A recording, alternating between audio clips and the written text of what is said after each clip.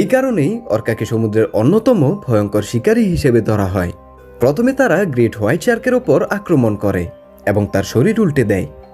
এর ফলে শার্কটি কিছু সময়ের জন্য অচল হয়ে পড়ে। তারপর অর্কারা তার লিভার খেয়ে ফেলে এবং বাকি শরীর ফেলে চলে যায়। অর্কারা অনেক সময় সিলের সাথেও খেলা করে। তারা নিজেদের শক্তিশালী লেজের আঘাতে সিলকে আকাশে ছুড়ে দেয়, যা প্রায় 50 ফুট পর্যন্ত উপরে উঠতে পারে। এরপর বারবার একই কাজ করতে থাকে যতক্ষণ না সিলটি মারা যায়। যখন পেঙ্গুইনরা বরফের উপর শুয়ে থাকে, তখন কয়েকটি অর্কা একসাথে সাঁতার কেটে বিশাল ঢেউ তৈরি করে।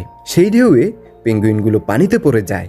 যদি কোনোভাবে তারা বরফের উপর উঠতে পারে, অর্কারা বারবার একই কৌশল ব্যবহার করে এবং শেষ পর্যন্ত তাদেরও শিকার করে।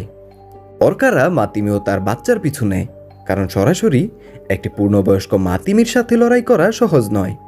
তাই তারা ঘন্টার পর ঘন্টা তাড়া করে, যাতে মাতিমি ক্লান্ত হয়ে পড়ে। আর যখন সে তার বাচ্চাকে রক্ষা করতে ব্যর্থ হয়, তখন অর্কারা তার চোখের সামনে বাচ্চাটিকে শিকার করে ফেলে।